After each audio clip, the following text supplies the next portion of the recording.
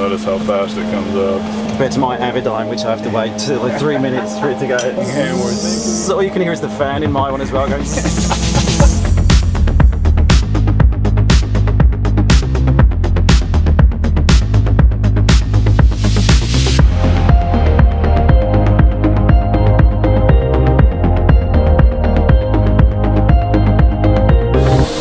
Get to have a go in this. This is the brand new Cessna Caravan EX. I'm not sure what the X means, but we'll find out shortly. I'm doing a flight test with Australian Aviation Magazine. We're going to be taking this Cessna Grand Caravan up, but there's a lot going on in here, right? And this is also different to the Cessna Grand Caravan that some people might be used to. So the newer EX version has the Dash 140 PT6 in there versus the old ones has the Dash 114. A lot of other options we have on this engine are a 300 amp generator up top here, air conditioning compressor here, and then just in case the generator should quit in flight, we have a backup alternator that's able to supply all of our avionics with power. It's a solid IFR machine.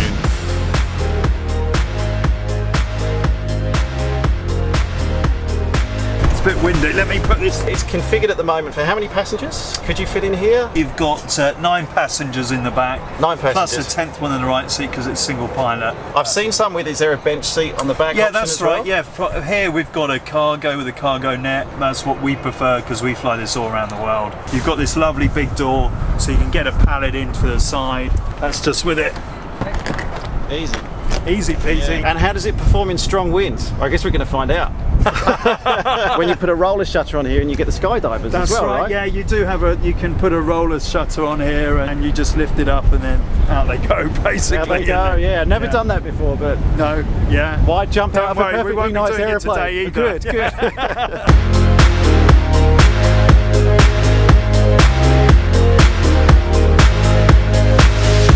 Yeah, the old engines had 675 horsepower. The newer engine here on the EX has 867. The engine looks large and under the cowl, but it's actually very small. Quite easy from a maintenance perspective. Exactly. Yeah, even some of our torque sensors and oil pressure sensors and all that you can almost reach by hand.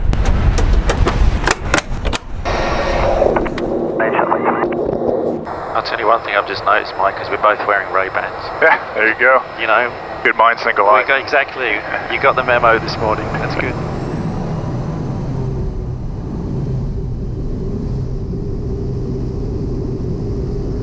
Echo Oscar Papa, contact departures 118 Moana.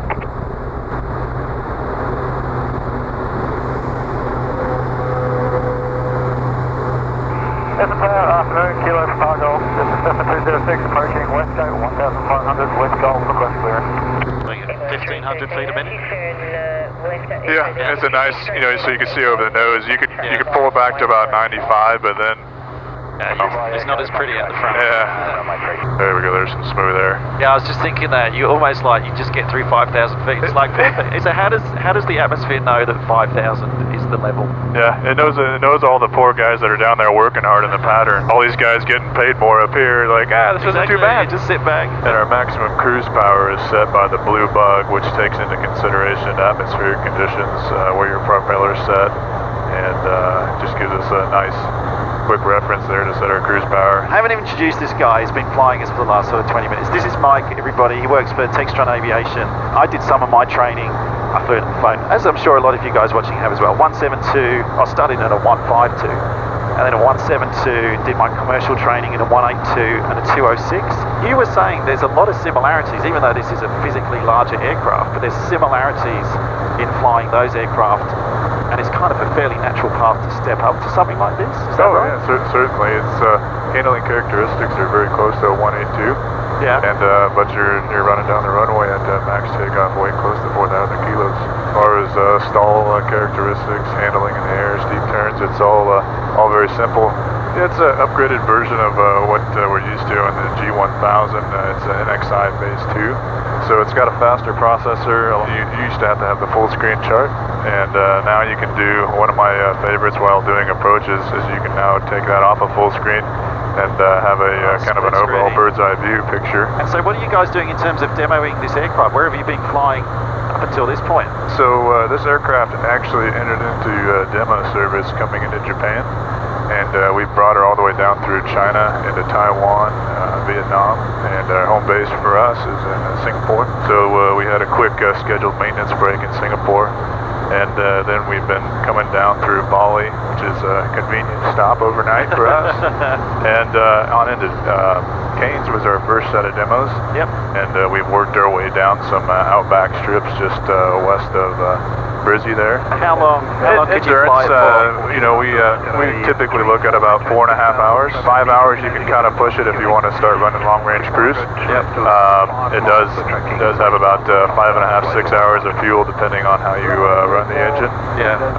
The PT6 140 on this aircraft really likes altitudes about 12,000 and 14,000 feet. So we do typically cruise around with oxygen, but the cannula is good up to 18,000 feet. It's not very uncomfortable to wear the headset and the cannula at the same time. So, and it is a built-in system, so you don't have to worry about lugging the bottle around. Oh, that's useful. Yeah. Obviously, you can get options such as known icing equipment. So down here in Melbourne, they do get a little ice during the winter. So We certainly do. Yeah, typical Melbourne, right? It's like 23 degrees or something today. It's going to be 2 days' time. It's going back to 14. So yeah, and that's what I hear is you can go through your whole wardrobe in one day in Melbourne.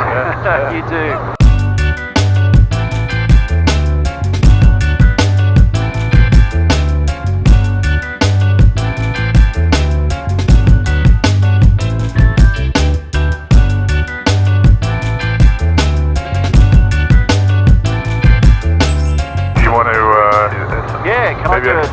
Maybe just ask them. I'll just ask them for some quick maneuvering. You do like a steep turn or something? Yeah, that'd be great.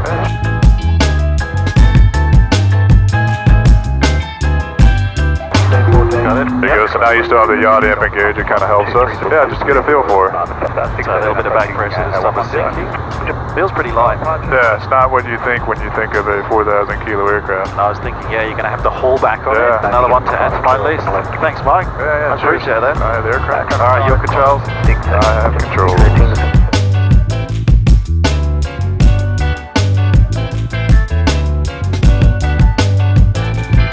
One of the other nice things is you do have an option for an HF, which comes in pretty handy in Australia. And you know, now you're legal to pop over to New Zealand. Check X-ray, it's on requirements that'll bring you in by the MCG. Let me know when you got the MCG inside. It's it's inside, so it's you can tell him and I'll help you. Sorry. It's the Melbourne Cricket Ground, the MCG. Okay. It's the stadium, which is the white sort of area to the right-hand side of the city. So if you follow the buildings of the city, the cluster of the white there. Yep, and then low down, that's the Melbourne Cricket Ground. Oh, cricket ground. There you go. Melbourne Cricket Ground. All right, MCG. now that makes sense. So the approach speeds aren't much different than your 182 either. Yeah. So we'll come in. You know, if you were doing an IFR approach down low, you're coming about 90 knots.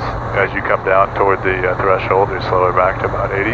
Power comes idle and lander like you did the 182.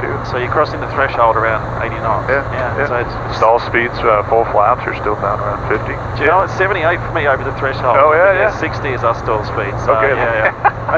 It's basically the same. Yeah. Wow. All right, so at 150 knots indicated, we can put the first notch of flaps out. If you look out there in the wing, they're a good 2/3 of the wing. But now we're in the wide arc, about 100 knots. We'll put full flaps, and this will really. Oh, you can feel it decelerate. Yeah.